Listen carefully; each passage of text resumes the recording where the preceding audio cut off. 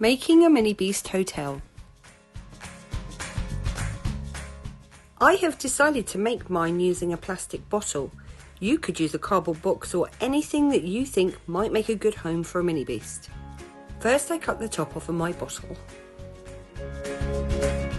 Then I went on a walk to collect materials that I thought might make a good Minibeast hotel. I had to think about what the Minibeast might like. I then began to fill my empty bottle with things I had found on my walk. I packed it nice and tightly because I know Minibeasts like to hide.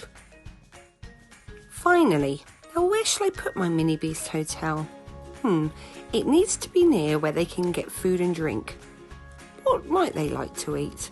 And what do you think they might like to drink? I do need to make sure they're well looked after. Maybe you could set up your Minibeast hotel in your garden or somewhere safe you found along your walk. Can you guess where my hotel is? I think it looks a bit familiar. Have fun making yours!